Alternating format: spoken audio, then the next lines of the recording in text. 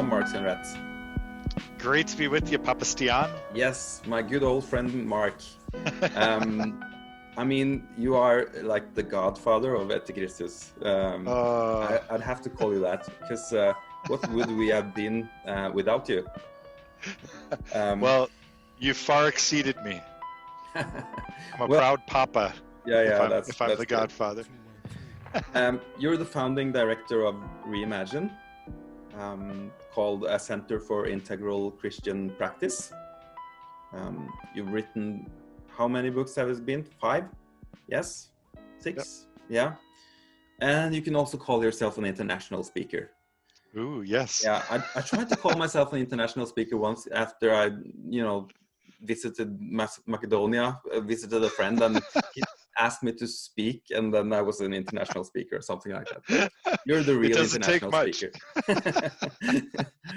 And you live in San Francisco. Yes. Yes. Your favorite city other than Oslo. Yes, maybe even better than Oslo, probably. But we could talk about that another time. But I think San Francisco is also an interesting thing to start, because even like since the beat poets in the 50s, and the flower power, a lot of the new impulses in the West has come from your city. Even now with Silicon Valley, and back in the 80s, for me it was the Bay Area thrash metal. All the impulses come from San Francisco, it seems. And maybe also this pull towards a more holistic, practice-oriented Christianity. And you have wanted to talk about poetry writing as a spiritual practice, or practice in general. Why poetry writing? I think poetry functions a bit different than kind of narrative or didactic writing. And, if like what we're talking about is relating writing poetry to spiritual formation and why that would be helpful. And I think the arts in general and poetry in particular it's an integrative practice, where if I'm writing poetry, I often have to be in the present moment, and it's connecting language with what I see and what I feel inside. And it kind of brings a lot of different things together: thoughts, feelings, smells, sights. Would you call it a sort of a meditative practice? Yeah, I think it can be very, very meditative or contemplative, for sure. And like you said, we talked about your 5-6 books, and even when I read your books, and when I have been going to your learning labs, even the word learning lab and the Jesus dojos and the name Reimagine, like it seems like you, like everything you do and talk and write, like the poetry is integrated in everything of that. Yeah, I think words really matter, and language kind of gets worn out. So a word can start off sounding really fresh and vital, and then over time, it just doesn't wake us up anymore. We have too many associations with it.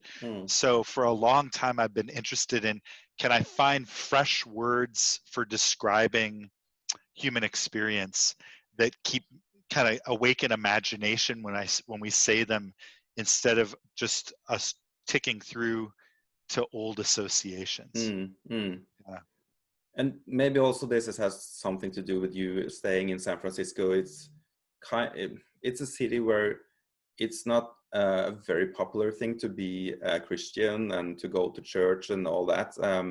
And some of those old words are maybe also just stopping people from taking part in what you're actually doing. Yeah, I think it's both insider and outsider. For when I'm talking to someone who doesn't have a Christian background, they wouldn't understand the old words, the Christian words anyway. So it actually helps me to have to try and explain my faith experience in language that isn't what I would call parochial.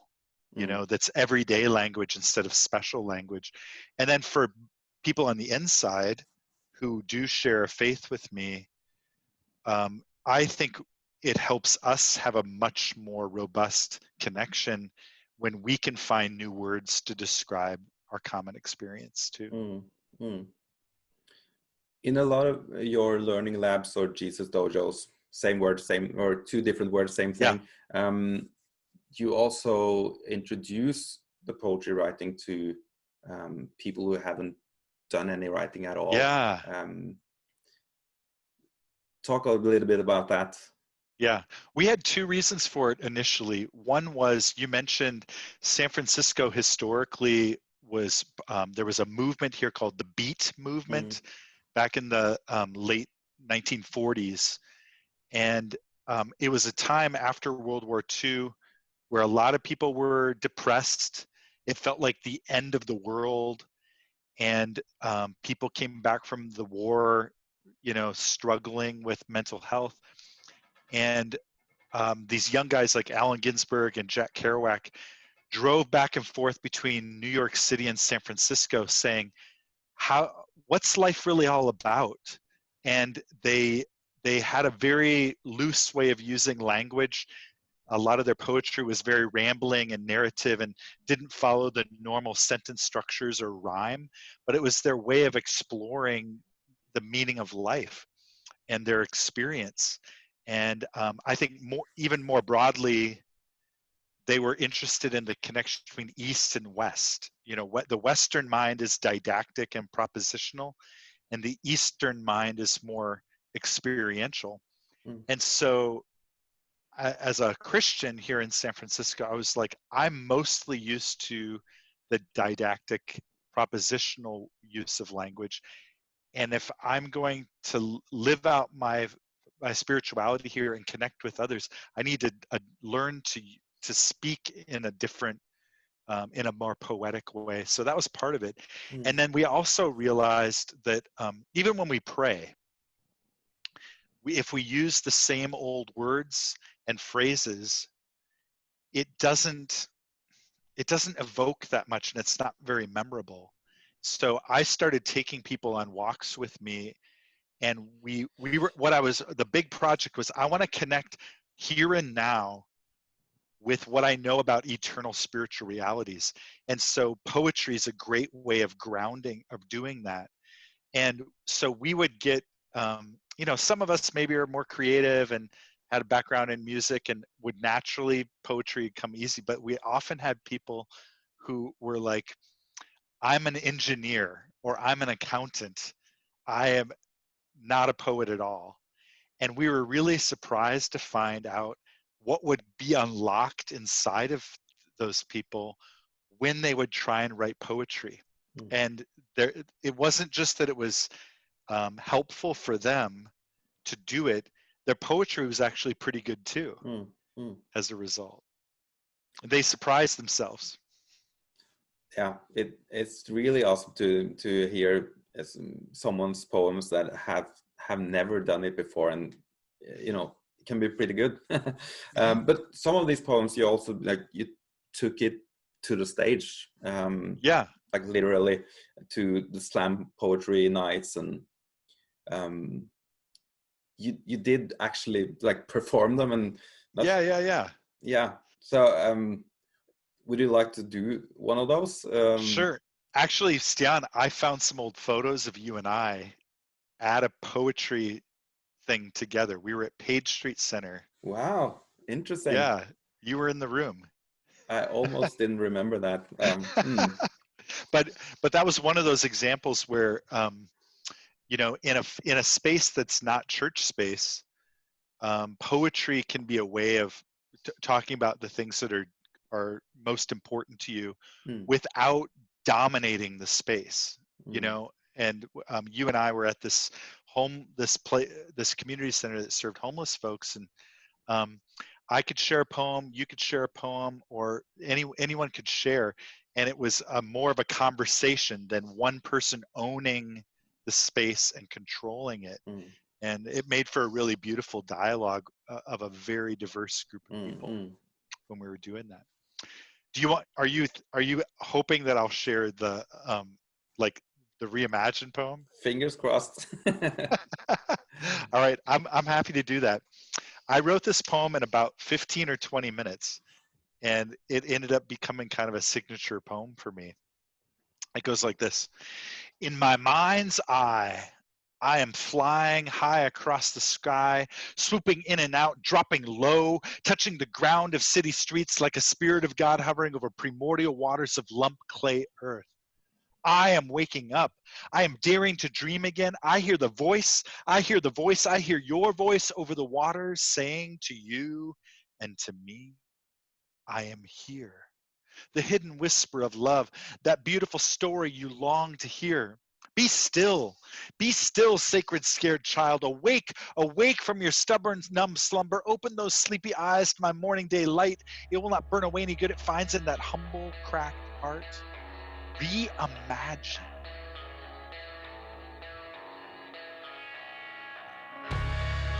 Reimagine life with me. Look and see, taste the splendor of my blooming spring garden. Rest weary home. Weep, weep while you can, while you still feel, while the pain is still real, while my love still heals. Reimagine. Not fiction and full color, humanity and divinity live in concert together. The I and the we making sweet synergy. It's the song we all long to hear. Let the aria resound. May the earth shake with the reverberation of your ancient, apocalyptic, prodigious creativity. Reimagine. Reimagine all our voices in harmony with yours, Lord. Samba, rumba, rimba, Afro, Cuban beats, Italian opera, salsa, Latina, Tai Chi, mariachi, three-chord punk rock bleeds in the symphony, the trance, trip-hop, hip-hop, doo-wop, swing, big band, bleeding heart, acoustic folk, Middle Eastern dirge, zydeco, howling blues, and the salvation songs of plantation slaves, spiritual singing. We shall overcome. Yes, we shall overcome. Reimagine. A spiral, whirling miracle of you and me and us, swept up in our Creator's remaking. Reimagine.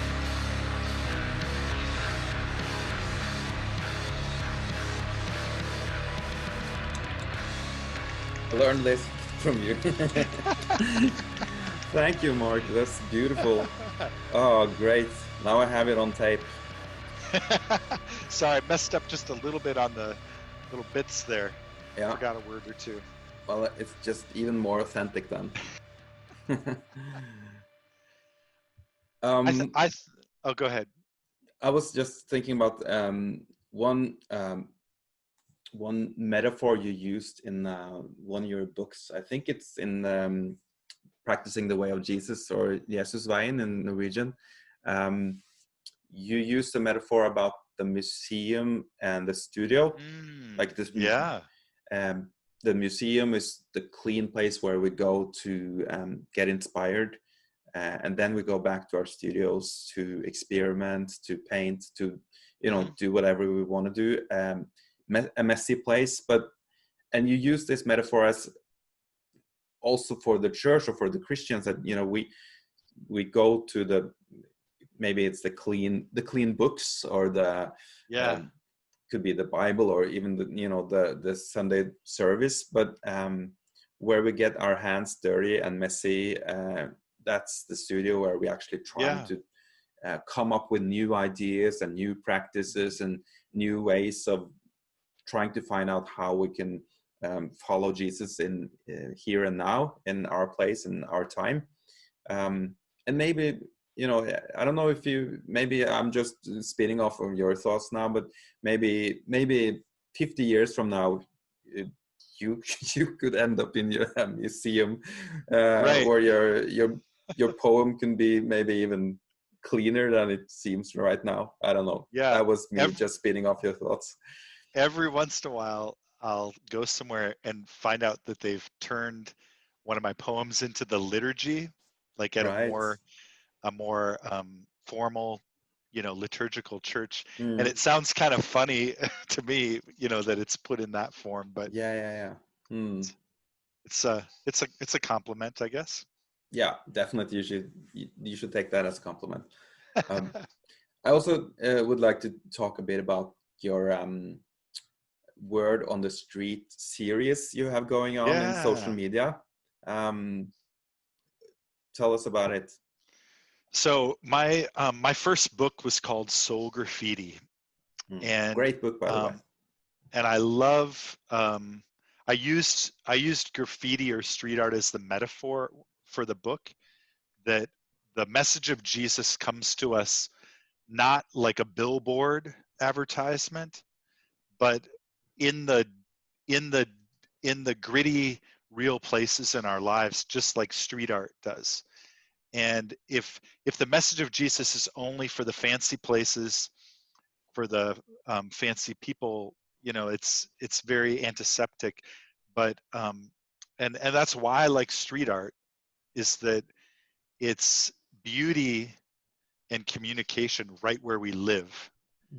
You know, on an abandoned building, or etched onto the sidewalk, or a sticker slapped onto, you know, a train or a bus. And so I have, I guess the last maybe 6 or 8 years, I've been documenting a lot of the things that I see that inspire me. And I love walking, and I also travel a lot. So I probably take 3 to 10 pictures a day of little words that I find on the street. You know, sometimes it's like straight up street art, and sometimes it's like just a word scratched into concrete that I saw somewhere. And then I don't, it's, you know, obviously I'm being very selective. There's a lot of words on the street that don't inspire me, or that I don't think speak to the human condition. They're angry, or, you know, whatever. But I try and take the ones that I think are important and broadcast them on social media. Yeah, I guess it's one of my disciplines. Yeah, it's definitely, you could call it a spiritual practice in a way. Maybe it will end up in a coffee table book. Maybe. One day. Yeah.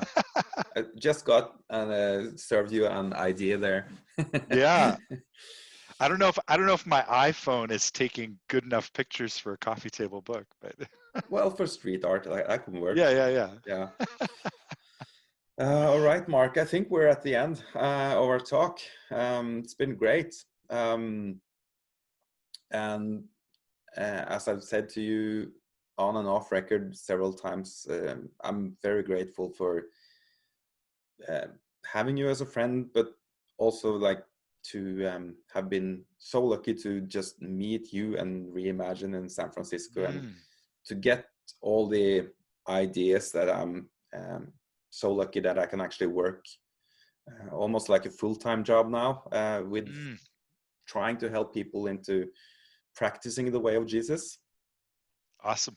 It's great. So thank you, and we'll see you soon. Hopefully we can connect physically soon again. Maybe, hopefully in the fall. Hopefully in the fall. October, yes. November. Yes. Yeah. All right. Peace Great out, to brother. be with you. Yep. Bye.